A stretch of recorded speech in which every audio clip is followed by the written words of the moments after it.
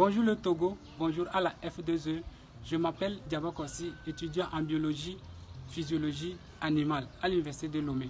Avant de continuer, aimez la vidéo et partagez à vos contacts. Depuis un certain bon moment, précisément de 2019 à nos jours, il est remarqué dans tous les secteurs d'activité, comme le secteur éducatif, économique, surtout celui d'agroalimentaire et plein d'autres secteurs comme l'immobilier, un mouvement de lamentation et d'inquiétude de la population togolaise. Personne ne cesse de dire au moins 10 fois par jour que les choses ne vont plus normalement. La vie est devenue chère. Et voilà, c'est un lion qui poursuit tous les citoyens et qui porte le nom de la vie chère au Togo. Alors, la vie chère au Togo, qu'est-ce que c'est? Quelles sont d'abord les causes? Ensuite, les conséquences et enfin, quelle approche de solution faut-il envisager pour éradiquer à cette crise nationale? C'est ce qui fera l'objet de cette vidéo. Et comme vous le constatez avec moi, le rehaussement des prix de tous les objets commerciaux en ces derniers temps a influencé tous les autres secteurs d'activité. Et car ni paysans ni fonctionnaires ne sont échappés de ce fléau qui fait asseoir son poids sur les uns après les autres, ce qui rend alors la vie chère, dure et amère. Pour cela, il faut d'abord chercher l'origine de ce changement de goût. Ce changement de goût serait d'origine externe ou interne, mais aussi lointaine ou immédiate. Car avant la crise sanitaire, je parle donc de Covid-19, la vie au Togo, bien qu'elle n'était pas au sommet de notre souhait, était en tout cas favorable aux citoyens. Mais à partir de l'émergence de cette crise, excusez-moi ce terme, la vie va de mal en pire, ce qui va contraindre à l'augmentation des prix d'exportation par les pays exportateurs. Ceci sera une cause majeure de la vie chère dans la mesure où le Togo importe aussi ses produits chers. Notons aussi que les tensions qui existaient entre les grandes puissances du monde, c'est l'exemple de la Chine contre les États-Unis avant la Covid-19, sans oublier la guerre qui a suivi récemment entre l'Ukraine et la Russie pendant la Covid-19, faisant d'énormes pertes en vies humaines et des destructions des navires d'exportation. Nous pouvons aller plus loin, voir aussi la dépendance du Togo et de l'Afrique francophone à la France en matière de la monnaie du franc CFA.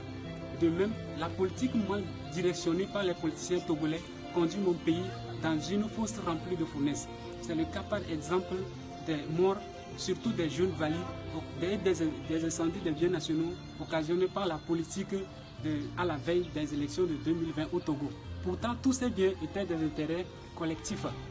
L'inconsidération ou la non-valorisation de la météorologie n'est pas du reste, car cette ignorance conduit les paysans à faire des cultures dans des mauvais moments comme celui de la sécheresse, ce qui baisse la productivité et donc l'apparition de la famine sur toute l'étendue du territoire. Dans la même direction, on a le secteur agro-pastoral qui est depuis négligé par nous-mêmes les jeunes, qui sommes à la chasse uniquement des fonctions publiques. Voilà quelques causes citées parmi tant. Mais quelles seront les conséquences qui en découleront? Si la vie est chère et continue dans la même direction, la population sera totalement enlisée dans un cortège de conséquences. Entre autres, nous pouvons citer la délinquance juvénile, les grèves, les maladies, les accidents de circulation et surtout les soucis, les revendications pouvant conduire aux pertes en vies humaines et voire même les assassinats, etc. En bref, voyons dans ce sens un Togo qui est à la veille de sa suppression ou bien de la suppression de sa perte de qualification comme pays de paix dans les années passées. C'est pour cette raison qu'il sera très important de faire part aux approches de solutions adéquates à ce désastre. Donc l'État doit revoir et baisser les prix des denrées alimentaires et d'autres produits, réduire les taxes et impôts pour les entreprises qui veulent faire leur implantation à l'intérieur du pays, augmenter les salaires des fonctionnaires, encourager financièrement les agriculteurs et éleveurs, et revoir le secteur de l'immobilier et décentraliser les grandes villes du Togo afin de créer une stabilité nationale. Excusez-moi, chers Togolais, de vous proposer l'annulation d'un poison qui est le non-paiement des frais de scolarité, c'est-à-dire études gratuites. Chers citoyens, je vous rappelle que c'est un poison. Il sera mieux, voire très important, que l'État utilise ces frais pour créer des entreprises, des fonctions qui seront bien garanties aux jeunes à la fin de leurs études que d'étudier à crédit et créer ou bien former une séquence illimitée de chômeurs au Togo afin des conséquences amères.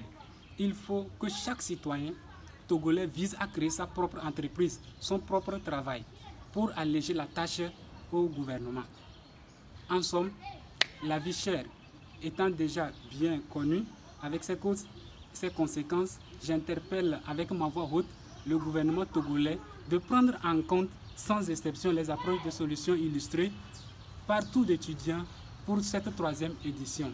Je tiens à remercier incessamment les fondateurs et fondatrices de la F2E. Une fois encore, merci. Aimez la vidéo, commentez et